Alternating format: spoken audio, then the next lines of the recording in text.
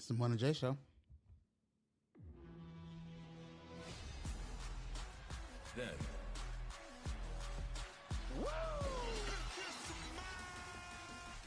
Now.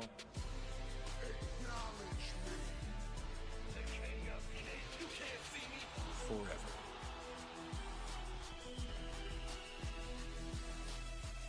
Together.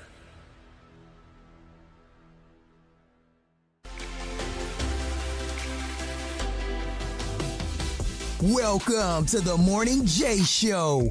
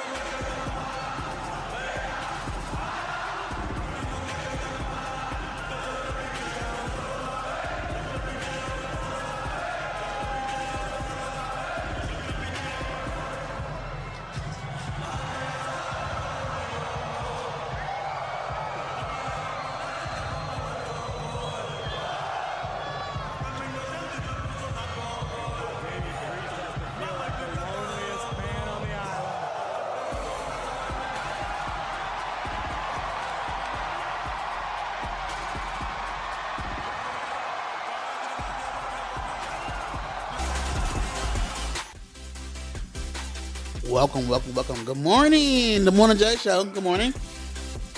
This is the WWE BackLash edition. We've been doing these shows on a Friday or Saturday. We're going to get a more better schedule for the show, but until then, this is what we're doing for right now. How you guys doing today? Good morning. Hi. What's going on with you guys? We have a nice, beautiful show for you today. A WWE Backflash from San Juan, Puerto Rico review that's coming up. And other more things, there's people going through retrograde right now. I have a couple of show reviews, a couple of show finales that I want to talk about today. And a little bit about TV shows in general today. And a little personal, a couple topics about suicide. And, this month is Suicide Preventative Month. So we'll talk about that too tonight. A little bit of things going on with us right now with Morning J Show. Last week we debuted a new theme song that I kind of didn't like. It's not what I expected, but we're working through that. We'll keep it for a couple of weeks, maybe a couple of months, and then we'll revisit that later. I have a new website coming up. I'm still working on it. It should go live sometime this week. Basically, it's a more integrative website where you can send me an email, you can send a voice message, a voicemail, you can send anything, inquiries you can get on my email list. You can see my tweets, our tweets on Morning J Show, and my tweets individually, or Cynthia's tweets individually, and or our Instagram feed individually, and stuff like that. It's basically a more interactive website than the one we already have. So that's going live sometime this week. I hope that'd be great. Guys, what's going on with you? Tell me, hit me up, text me, tweet me, call in. You can do any of those things with the new website. That's been a big help, big dream of mine to have a nice integrative website for our podcast, and that was great. I thought I'd spend bukus of money and get a web team to do it, but I actually found a service and a site that does it all in part of it, integrated, and there's not a lot of money, so that's really kind of great. Um, this week I've been working on my business proposals and my business. I have some ideas of a business, pretty much what I already doing currently. Pretty much, it's everything rolled into one. Like three businesses rolled into one. It's basically called. I'm not sure what the name's gonna be. Something with the Manny, something probably with Bukes. I'm not sure yet. Basically, one part of the business is basically about people who aren't really attentive or have the time. Let's say you have a child and you don't have enough time, or you're not spontaneous enough to, let's say, go with them places and doing things with them and shit like that. Going to the library, going to the museum, going to the carnival, anything like that. You get a couple of these little monsters and you go. But pretty much, that's up for the Manny. That's what the Manny part of the business does. I do that currently already. Who's this?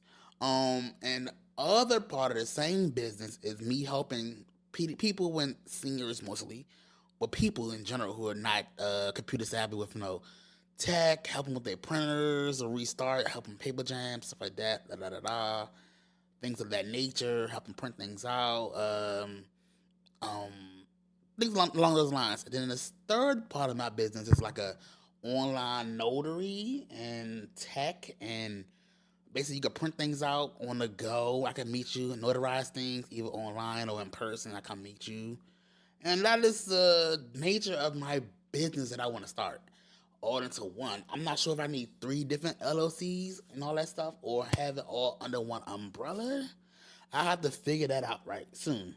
But I'm doing that right now while I'm on this job hunt hiatus. I'm like, I never thought I would be in this position where I've been out of work for so long. I kind of don't want to go back to that fundamental 9 to 5 kind of thing. You know what I'm saying? So I think this is my time. This is my time to figure out. I think working and getting to know yourself and know what you want to do for the rest of your life instead of you working for somebody else making them rich. What do you want to do? Because if you find out something you want to do that does not really work to you, it's just regular stuff. You basically just doing something you love. It's not really work. It's just you doing what you love, what you like to do, and you're getting paid for it. So if you figure that out and you start doing that for yourself and started your own thing, it's good. Like, you know what I'm saying? People, I like, oh, start your own business. You want to work hard to work for yourself. You would for at least the first 3 to 4 years. You want to work and build your brand, your business, and then you'll be able to hire people and take over and do things for you. But at the beginning of it, you're gonna be working more than 9 to 5. You're gonna be working more than 8 hours a day. You probably be working 20, 12 hours a day, depending on what kind of business you're trying to do. People are like, oh, did you do your own business and then you have to work forever? You can just get paid for the behind the scenes. Nah, at least for the first couple of years, depending on the type of business you are doing, you will have to do more work than you ever have done for another person ever for at least the first 3, 4, 5 years. Get it together, but it's your thing. It's all your thing, your vision, your mission statement, your thing. So, I'm working on that. I'm getting that done. I still do got some jobs in the background peripheral that I applied for that I'm in talks with, but they haven't bitten or they haven't hit me back yet. I had at least 3 jobs on the line that I somewhat agreed to. I haven't filled out no W-2s for the motherfucker yet, but I told them verbally that, oh yeah, we could work something out. You know what I'm saying? And I haven't got back to them, so I'm not sure if those were scams on Indeed or Monster or LinkedIn or whatever. But I have at least three or four irons in the fire that has not hit me up yet about the future of what's happening, what's going on. But I'll have to wait and see. But I've been liking this journey of mine of doing things and thinking about things for myself to get out of this quote unquote hurdle that I'm in, because was one of my, during the pandemic was my worst fear. Like my worst fear was like a pandemic situation. Like I was always scared about, what if you in a pandemic or a little, everybody can't go to work and you all lose our houses and shit. Well, what happened? What happened? That was my worst fear, to be in like, let's say you have a house note, you have a mortgage, you know what I'm saying? And you can't go to work because your work is not deemed essential or whatever. And you're not bringing no money in. And so who pays your bills? Do they just put a pause on your loan until the world opens back up again? Or how does that work? And back then, I guess they put things on pause. There is ways and laws you could put things on pause because if nobody's working or the majority of people aren't working, if it's not deemed essential, you can't do nothing about it, right? It's not like you just lost your job, blah, blah, blah. And nobody was working. No one was allowed to go to work if your job wasn't important enough, if that makes sense. So that was pretty much one of my worst fears since I was in like high school, and we have gotten through it because my job was deemed essential, so I was still working at that time. Of course, we didn't never get that bonus they kept telling us we was gonna get, not at all. But we just pretty much worked our regular shifts during that time, and everything was still going good pretty much for us who was essential. So, anyways, I'm on the J Show. Hi guys. We're gonna talk about my show called A Million Little Things. A Million Little Things. Used to play on ABC. I think it was on Wednesday nights, or you watch on Hulu the day after.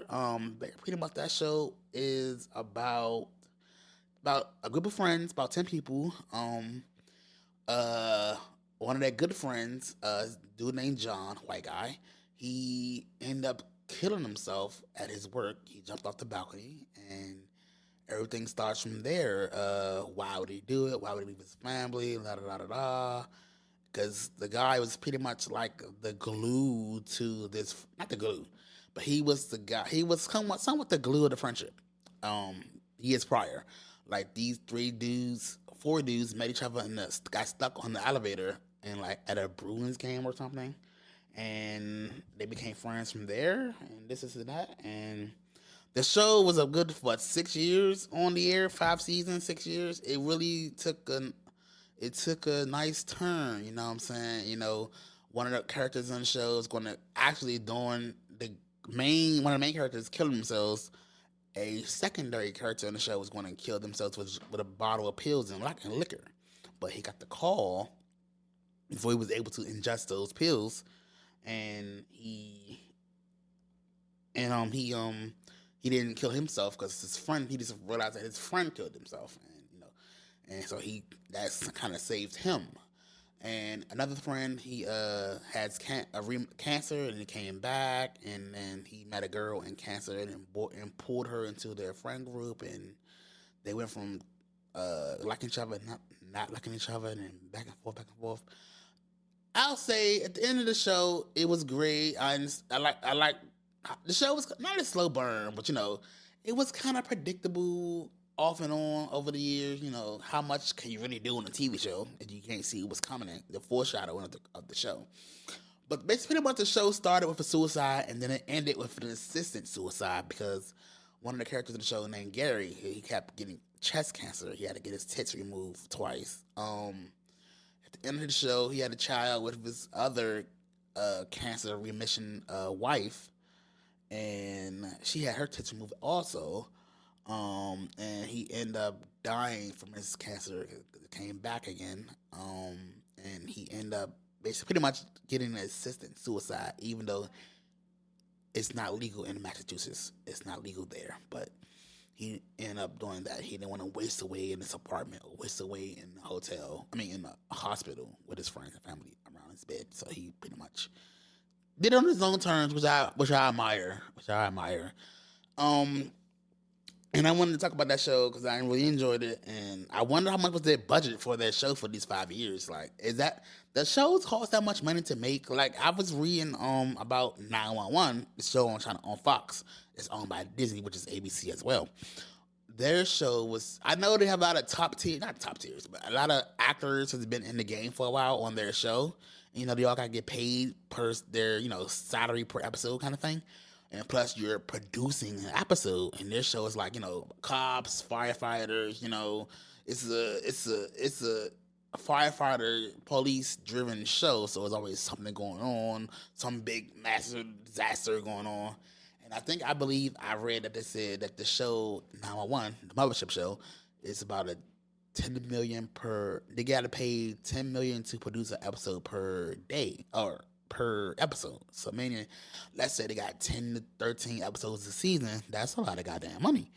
To me, I really think money don't really exist when you get to the top, and really it's just numbers on the computer. Like, the money don't really exist unless you're to the smaller people. Like, you go to the ATM machine and shit. you just swiping money away. You don't really see it. I really think money is an illusion, to be honest, to the smaller tier people, to be honest. But that show was canceled. The Mothership. It been like on the season for like what 5 or 7 years, something like that. 6 years, 7 years. The Mothership of the show, because they made a secondary show called 911 Lone Star. That's filmed in like Texas allegedly, and that's a smaller budget show. You know, they got a couple of stars in there from like Rob Lowe and that lady Henrietta. I've seen her in a lot of things. It's my people. So I guess it's not a bigger budget show. It's a lower tier budget show of 911. So the show Fox canceled 911, the flagship show on their network on Monday nights, and they gave it, and ABC ended up picking it up. Mind you, Fox / Disney / 20th Century is owned by Disney, so and ABC is owned by Disney. So I was shocked that they picked up right when they left off when they canceled the season. I guess they probably talked to each other because they're like sister networks, kind of like if they owned by the same parent company. And so I was pretty much happy about that because I hate how shows get canceled and we don't know how it goes to end or what was the end results or what was their planning to do to end the show if they had the chance to end the show. And I think I was spoiled from watching shows when I was younger, at a younger age, like Melrose Place and Beverly Hills 90210 and One Tree Hill and The OC and Veronica Mars. Like, I enjoy a great fucking story and a story that makes sense. So, shows today, it just felt like it's splashly put together, or they keep redoing like Destiny and shit like that. Not original ideas no more. Like I said, with 911, the flagship show going to ABC, it's a good thing and a bad thing because you know ABC, they love to kill off characters every fucking season. So they're gonna eventually get that budget down to a nice minimum by keep killing off main characters. So I would like to see who they kill off next season because that's what they generally do per season, kill off a character that most likely people that like. So maybe Angela Bassett, maybe her husband, maybe one of the second tier characters. But you know, those two people are executive producers and they're like one of the highest paid people on the show. So we will have to wait and see. In other news, we have some celebrity news. Last week it was the Met Gala last week. It's funny, I seen a clip online that Tatiana Taylor, she bought in like some Chick-fil-A or something like that because, you know, they had it's like $4,000 a table to go or whatever. Or some people don't really go. Some people just walk the red carpet and then go to the after party. They don't really go to the actual Met Gala. It's basically like a little dinner thing. I'm not sure what else they do there. Eat dinner, have a concert or a comedy show or something. I'm not sure what they do exactly, but I know it's like around $4,000 to go. And since they're all business people, I'm sure it's a write-off for them. But she bought her own food because, you know, they be having them fucking disgusting looking white people food. Like, you know, I seen some green soup. So I applaud her. That's something I would do. Nigga, I paid $4,000 to come to this bitch. I'm bringing me some real fucking food in this bitch, nigga. Like, what are you talking about? Like, don't feed me that bullshit that's not gonna fill me up. Nah, I'm good, fam. But people got shitting on her for bringing that food there. I'm like, nigga, what the fuck? What? I'm a real person. Like, I'm gonna be me regardless. Yes, I bought me some food to this motherfucking Met Gala in my motherfucking purse because there's no food here. This food is bullshit. Don't feed me that little ass gourmet shit, nigga. I don't want that shit. But I love her. She's cool. I'm happy for her where she's coming, where she's been, where she came from, where she is now. She's doing great. What else? So what's the shows do you guys rewatch? Like, I can rewatch Veronica Mars over and over and over again. Like, I know all the majority of the episodes from, like, I can recite them all. Or The OC, or One Tree Hill, those are my top 3. Or Melrose Place from back in the 90s. I love that show. I even enjoyed the reboot they did in the early 2000s, but they got canceled. I love hospital shows like, you know, New Amsterdam and Grey's Anatomy. I don't really like Grey's Anatomy, but I like the new seasons of Grey's Anatomy because I like certain actors on the show that I know of from other things. So I watch Grey's Anatomy right now, or like House and stuff like that. Like I enjoy a good hospital drama. So what's the shows you kind of like? Guys, I'm going to post a new website on our Twitter, so you can send me voicemails, you can send me emails, and you can respond or tweet. You can tweet us at Morning J Show, or you can tweet me individually at Bussey Inc. on Twitter, or IG, or Facebook, or TikTok. We everywhere. We're all over the place. We're global, baby. We're global. So we're gonna get into the WWE BackLash review. It came on last night. They was in San Juan, Puerto Rico. They've been there for the past 2 nights. They was there for WWE SmackDown Friday night. I didn't even know it was on the same time zone as Puerto Rico. Hilarious. I'm such a stupid idiot. Like, I checked it up on my phone the other day. Said I'll be on the same time zone as them because it's easier for them to do logistically shows in the same time zone as America or East Coast, because that's where they normally go on East Coast time of their shows. But I enjoyed it. Of course, I know half the things they were saying on the fucking show because they were speaking in their native language, but whatever. I just enjoyed the intensity of the audience because, you know, when they go to foreign countries or other countries outside the U.S., they normally go there for 1 or 2 days, a whole week, and all of that, and they really, really appreciated them being there. Like, during their press conference, Bad Bunny was there, Rhea Ripley was there, Dominic Mysterio was there, Rey Mysterio was there, Zelina Vega was there. Like, it was really Triple H was there. The crowd was really popping for these people, which is great because, you know, this is a global company and they don't really get to see them live there that much when they go everywhere else, you know what I'm saying? So I'm glad that they finally gave them a PPV event for that island. That's great. It wasn't that many matches on his card. It was probably 5 matches. I enjoyed the Rhea Ripley, Selena Vega match. Sadly, Rhea Ripley, she retained her title, and I really liked the Selena Vega's outfit, her ring attire. She had the Puerto Rico flag in the back, like a cape, and it matched her colors, and her family was in the crowd and everything like that. It was very nice. I didn't know she was that short. I didn't remember her being that fucking short, but whatever. It doesn't matter to me. But she looked surprisingly short last night on the event. Who else?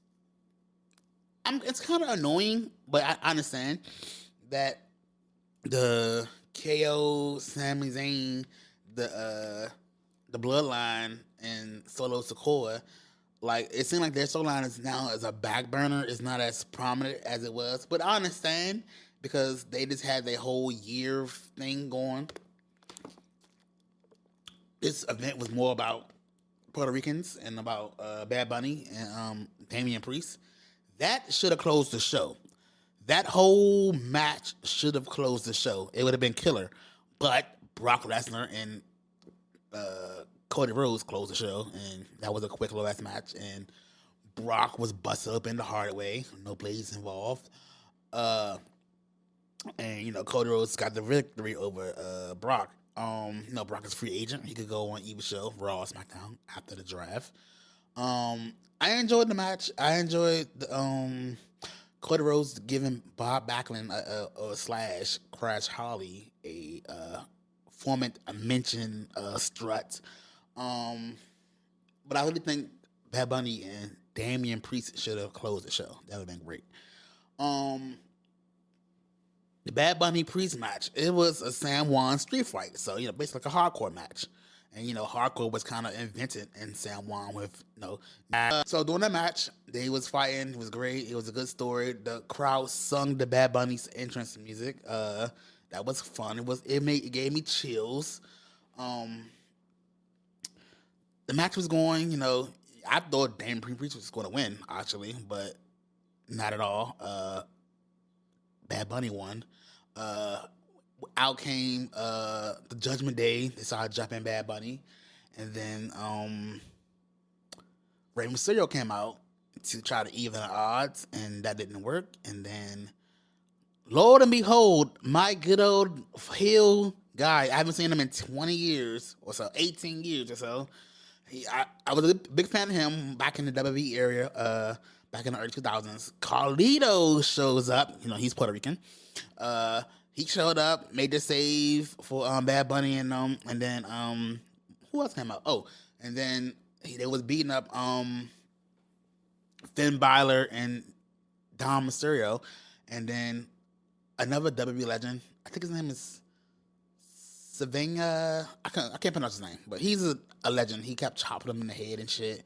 And then the LWO came out and basically fought him and pushed him to the back and everything. And then Bad Bunny ended up winning the match.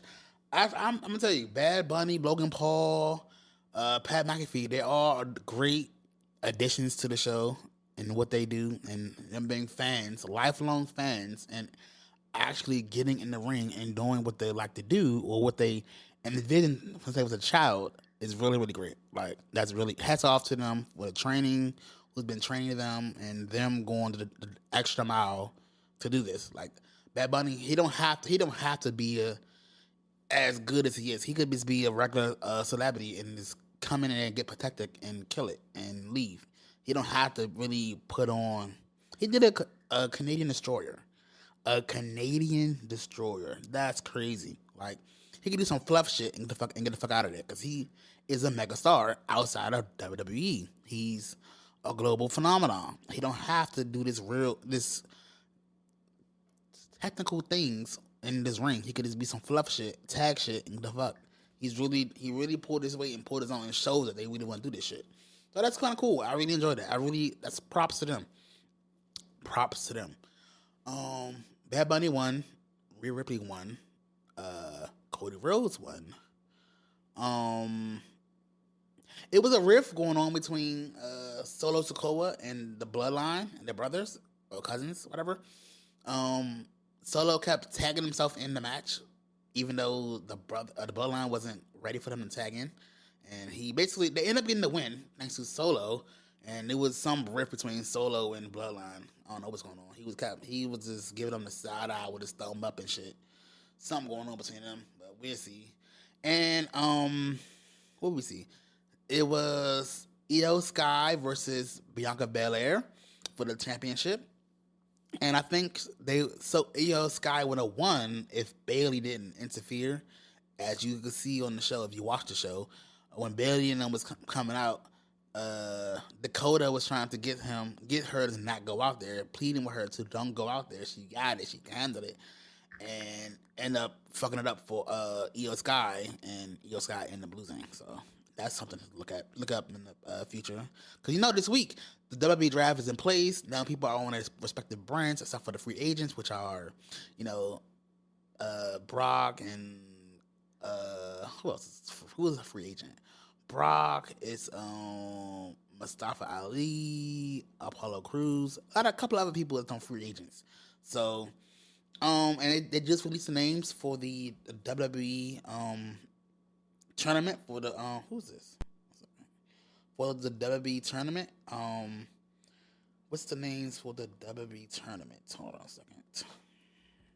So the participants for the WWE World Title Champion Tournament has been announced is Seth Rollins, Austin Theory, like them both, Bobby Lashley, okay, Edge, AJ Styles, Finn Balor, Shinsuke Nakamura, Damian Priest, Sheamus, Rey Mysterio, and sadly, Cody Rhodes. I don't think Cody Rhodes need to be in this match. I think LA Knight need to be in this match, but what can you do? LA Knight should be in this match, not Cody Rhodes. Cody Rhodes could just get the fucking shot. He could get the title shot anytime he want, like, pretty much.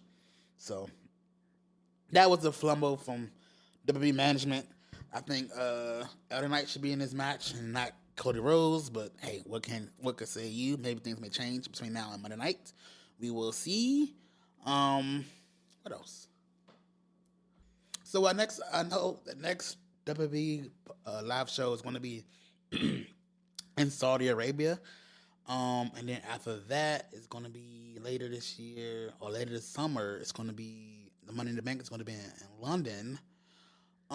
So where else are they going to be internationally? Because I want them to go to Australia. I want to hit all the hot spots. The Tokyo Dome, might as well.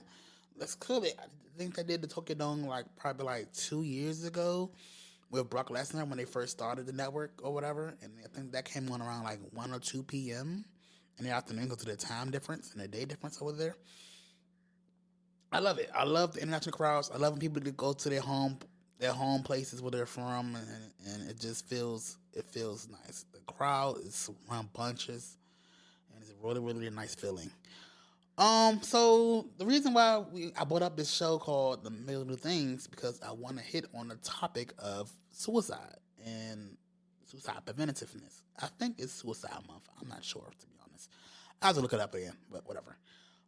So my stance on suicide is basically it's an open-ended thing. Pretty much is most people, if you want to be honest or not, thinks about it 1,000 times a day. Depends on your psyche level or whatever the case may be. I think about it 100 times a day, and I'm still here though. So, for other reasons than other people, to be honest. And I don't want my story to be somewhat diminished to that last action. You know what I mean? Like, I don't want people to say, "Oh, he gave up," blah blah blah. Blah. It's not even that. Like, I really think people who actually go through with it are actually really, really brave and very, very commendable because you don't know what's on the other side. You're basically wanting peace. Like, potentially, you want to be able to go to sleep and drown out the noise, theoretically. Like when I hear stories about children, preteens taking their lives, I'm like, damn, that's some brave ass shit. I never think about it as a, I don't ever think about it as a punk or an asshole or a shitty person because at the end of the day, just talking about it, it may relieve some pressure, but at the end of the day, if you feel like it's not enough, it's not enough. It's by case to case basis.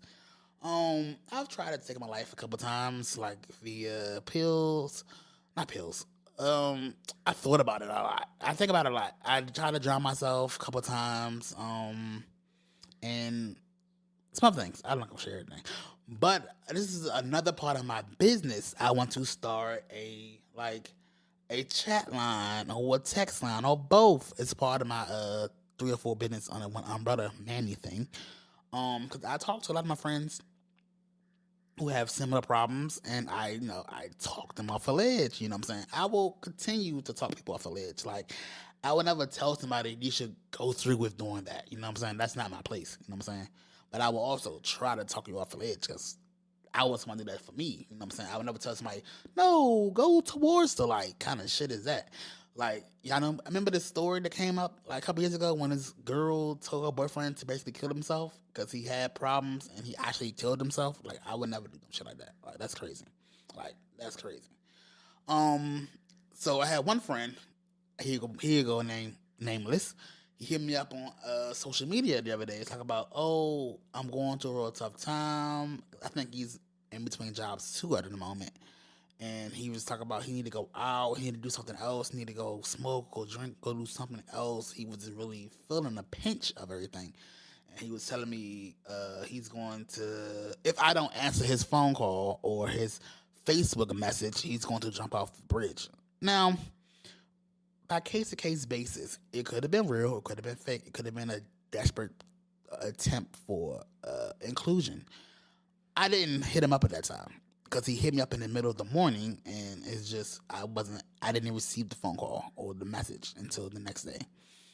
But when I saw the message the next day, I said, "Nigga, what the fuck's wrong with you? What do you? Yeah, if you want me get my attention immediately, you gotta call my phone. You can't call me on Facebook Messenger.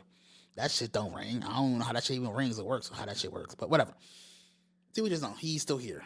All I know. So I helped him talk him through it. I'm like, and I would tell my cousin's kids, don't let nobody else's actions affect you that much that you hurt yourself because it's my actions or feelings about you. Like, don't give nobody else that power to affect you that much, your personality that much that you will hurt yourself because of somebody else's thoughts, actions, or wants because of you. That's crazy. And I have another friend who I'm going to play their message.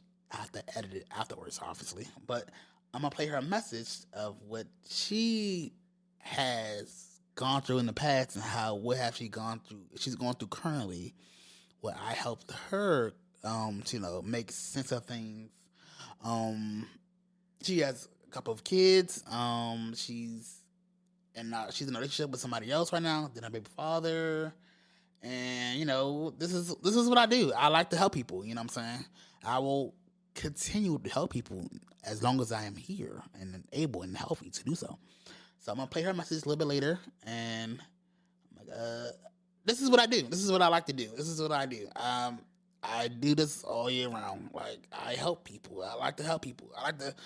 I'm very understanding and rational to a fault. You know what I'm saying? And this is what I do on a day-to-day basis. If you need it, you can part of my friend group. Hold on a second. Let's pull up his message right now. 1 second.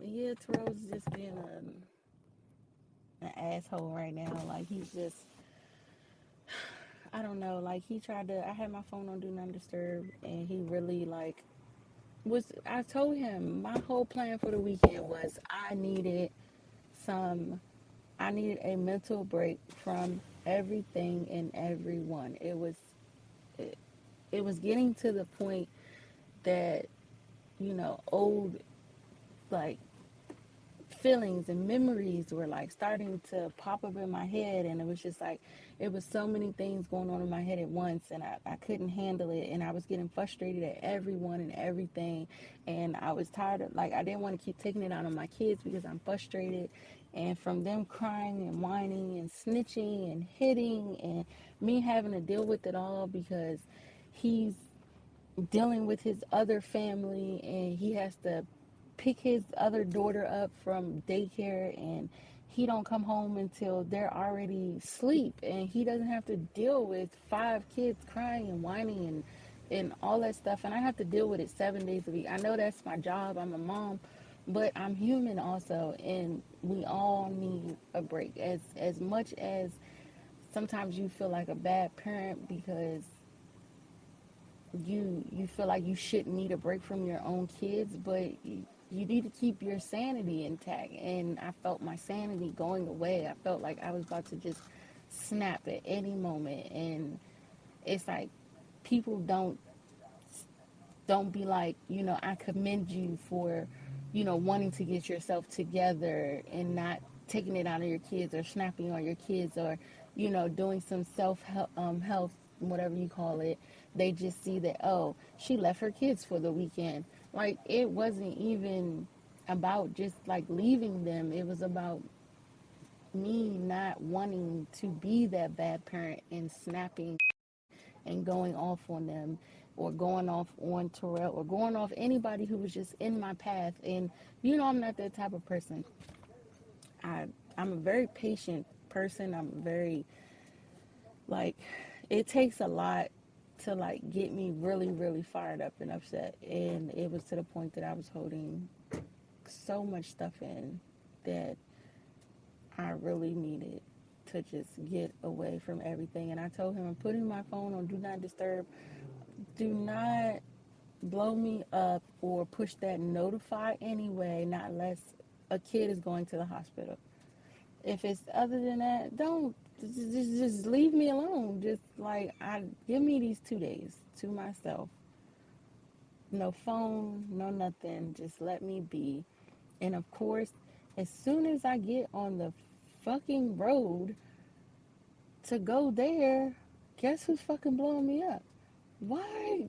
I mean, can I just not have this time? Like, I give you all the time in the world. I don't blow you up. I don't text you. I don't call you. Whenever you go out, whenever you do whatever, God knows who what, I leave you alone. Why can't that be for me? And then, of course, come Sunday, he already blowing me up, texting me, talking about something. You could have just said you was going to spend time with your friend this weekend and this, and that. And I'm like, first of all, like, in my head, I'm like, first of all, okay, yeah, he's here, but don't assume that that's the reason why I wanted to get away. Like, it just so happened that, like, you know how you have that person that just brings you peace? Like, when they come around, everything's so peaceful. It's no drama, it's no arguing, it's no, you know, feel of remorse or depression or this. It's just, it was so peaceful just being around him because it didn't have any baggage or didn't have, you know, let's talk about your feelings or let's talk about the past of about what you did to me or you goddamn door. They going off. I'm like, is it just me? Like, do you just is it just me? Like, why are y'all doing this to me? Like, I am the nice parent, you know what I'm saying? Like, y'all get away with a lot of stuff when I'm around, you know, like, but you just ugh, can I get upstairs and unpack my stuff and regroup for a little bit? I don't know what's going on, but it was just a lot. And then that Thursday before I left, it was like just put the icing on the cake. Like every 2 seconds they was arguing, hitting and stuff like that. And I'm like, I'm ready to tell Terrell, you know, I got to do this at least once a month, you know, just to regroup myself because, you know, I've told him, you know, about stuff that has happened in the past and like how, like, I have people to talk to, but it's just like I'm so into my head that I don't want to talk to them and feel like I'm being judged my whole rant or judged about my life or the decisions that I made or, you know, how sometimes I feel like I don't want to be here. You know what I'm saying? I just, I don't know. Like, I told him like a couple weeks ago, like, I finally broke down and told him it was just like, you know, some days I just wake up and I don't want to be here. And I get mad because I woke up because I didn't want to wake up. And I'm just like, you know, and then then after I have those feelings, I feel selfish because I'm like, how can I want to leave my kids? Like, that's what makes me feel like if I told somebody, I would be judged on that one thing because they're like, you have kids. How can you want to leave your kids? And I'm just like, you know, people don't understand that postpartum, it doesn't just happen after birth. It can happen. I read some article up to 27 years. Like 27 years later, my oldest is only 14.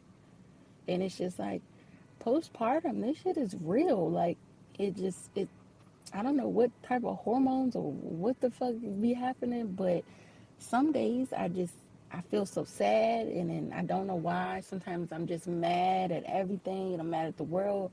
Some days I don't want to be here and then I get sad all over again because I'm like, how can I want to leave my kids and how can I want to leave my family? And then I told him, I think I told you before, I'm not quite sure, but I finally told him after, what's this? After 12 years, that before I met him, like, I really tried to take myself out of this world. And I'm just like, when I woke up in the hospital, I was so mad because they saved me. Like, I didn't want you to save me. Like, why did my sister save me? Like, you could have just left me there. Like, if she would have not found me within like the next minute, I would have been gone. And I'm just like, sometimes like I look at her and I just be like, sometimes I feel like I'm just so angry with her because why couldn't you just let me go? Like, I wouldn't have to go through the motions and feel this type of way. And then I didn't have kids then. So it was just like, now it's just like, when I do have those type of thoughts, I'm just, you know, I'm just a selfish ass person for having them. And then he was afraid to let me leave this weekend because he thought I was going to off myself in a hotel because I couldn't handle the pressure. And I'm just like, it's not that. Like, I have thoughts all day, every day. You know, what if I ran my car over here? Or what if I stepped in the street during this point in time? Or, you know, what happens if, you know, I just ran my car into the back of his car? Will it be enough impact? You know, I have those thoughts, but like, I don't necessarily want to act on them, but I know that's how a lot of like suicides and stuff happen. Like they thought about it for so long and then they finally just got the courage, and I'm just like, I don't think I actually want to like off myself. I think I want to just like, I just need a break sometimes. Like I can't handle the everyday world for so long. It's just too much, if that makes sense. Like sometimes, like some people just like, I tell people I just want to be alone and I just want to sit in silence, and the car ride be silent for me. Or when I get in the house, I don't want any noise, and I can't get that in the house. So I sit in the car in silence, and some people just don't understand that sometimes you just need to reset. And the people my world won't let me reset. They don't understand that sometimes, like, I don't always want to text somebody. I don't always want to call somebody, and I understand that sometimes people don't see it that way and they just feel as though that I'm ignoring them. I don't. Sometimes I just need a reset, and I just need a break from people. And people sometimes can be too overwhelming for me to try to deal with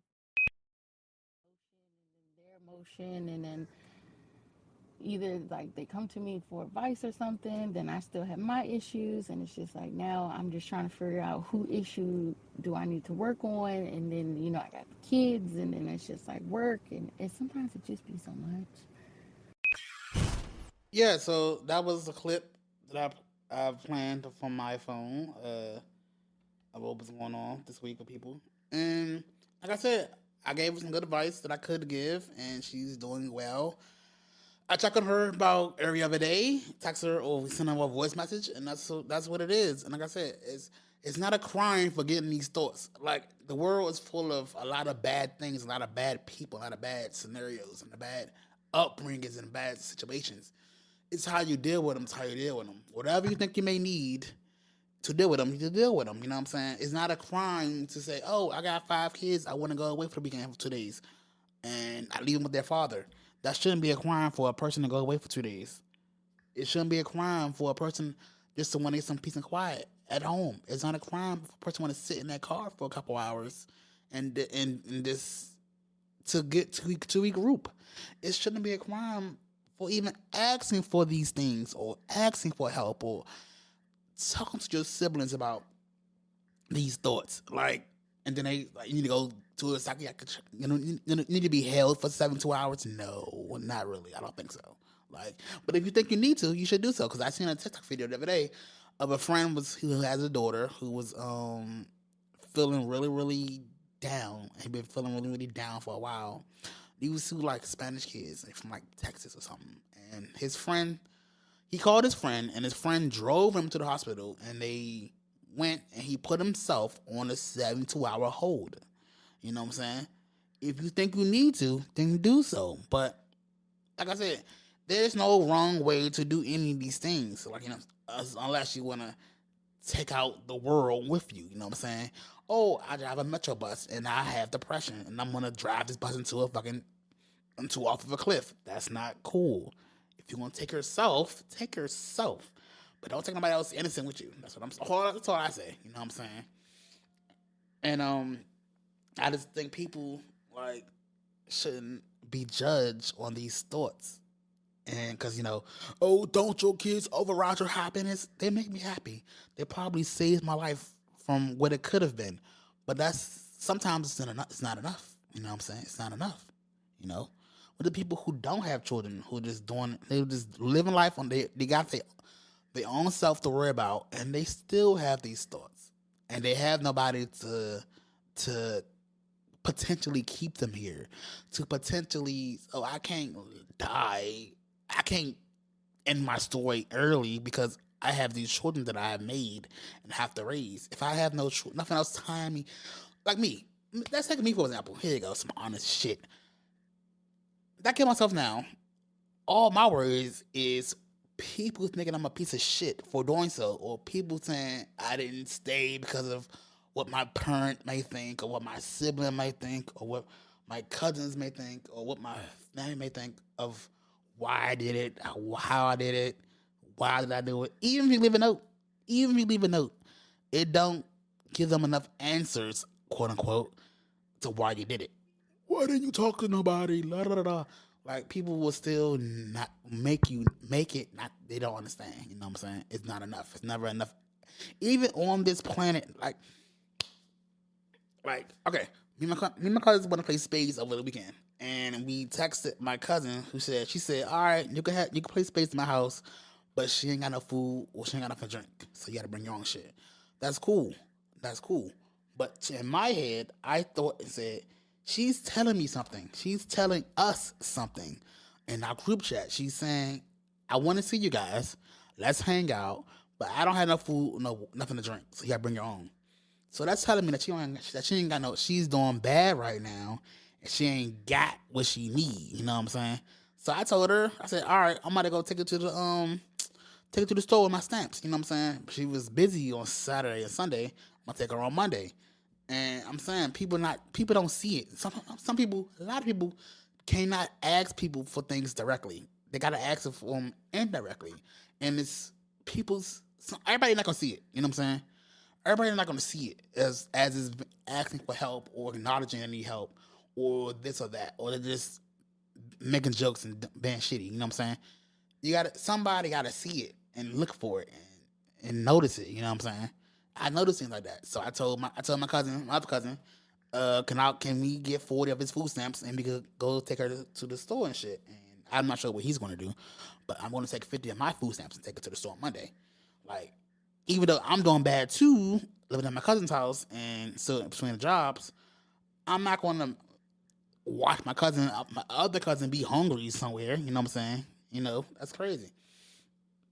And that's what it is. People don't see things for themselves. Like, even my older cousin seeing this, these are different people. My older cousin, even though she read the same exact message that we read, she still was asking her younger sister about her giving her food stamps. Mind you, she has a great job and she's well off. She's comfortable. Let's just say that she's comfortable, but she wants to get food stamps so she could pay for food from her husband, her wife's house. And I'm like, bitch, did you just read this bitch message saying that your other cousin says she don't have no food or nothing to drink in the house? Get those shit together. So people don't see it. There's some they're so into their own shit, their own thing, their own storyline, and they didn't see this bitch asking for help indirectly. So, I see that kind of shit. I see that kind of shit. I hear that kind of shit, and I notice that kind of stuff, and I try to fix the shit. You know what I'm saying? People don't get it. But this is also part of my business. I want to have a chat room or a hotline, and people could call in for their problems, and I give them solutions to their problems. Because I've been through it all. Or I've known someone that's been through something, and that people have told me. Like, I tell people, I am the vault. Like, I am the vault of secrets, of people's stuff, and that they can't tell nobody else. They tell Bukes, they tell Bussey, and I tell them what to do. I help them to navigate what they're going through and their feelings, and what to do next, and how to stay on the ledge, and we go from there. So, the Morning J Show, if you have those kind of issues and kind of problems, when I upload this new website where you can leave me a voicemail or a text message or a text or email, voice memo, all those things, all those interactive things. And then we could help you with your problems. Bussey Inc., me and Cynthia, she'll be back soon. She's still recovering from her surgery. Maybe a couple more weeks, I'm not sure. But until then, I am still here with you. And yeah, that's what we going. That's what we doing right now. That's what we doing. So hit me up with your favorite TV shows from the past and the present, and what other shows you've watched that was canceled too early, where it didn't get a proper ending. Like, they canceled it at the end of the current season, so they wasn't able to wrap it up, and stuff like that. Like, I love to hear from you guys. I will love to hear from you guys. We're growing slowly but surely. About 200 listens per episode that I've read through the metrics. So we're getting there. Bigger and better and stronger. So we're there. Hit us up on Twitter, Facebook, Instagram, TikTok. We on all of these networks. It's the Morning J Show.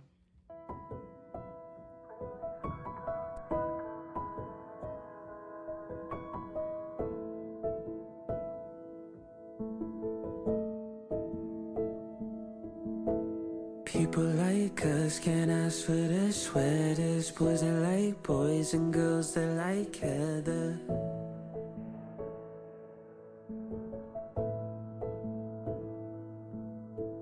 Teenage films should write this shit better. When we fuck up forever.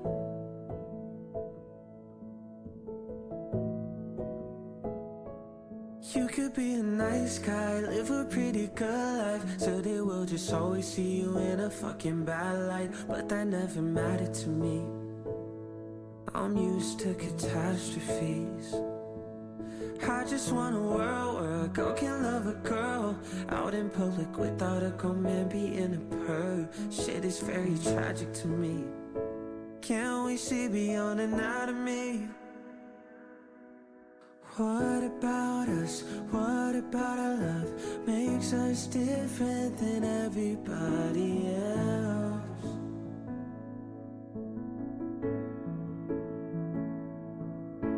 What about boys that are in love with boys? What about girls who wanna give a girl the world? Why after all this time is it still a blue Valentine's?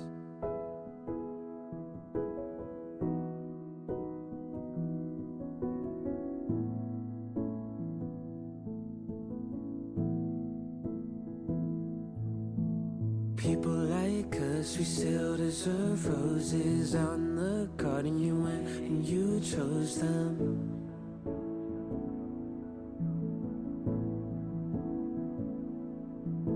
We wanted romance like all of the movies with Anne Hathaway and Mr. George Clooney.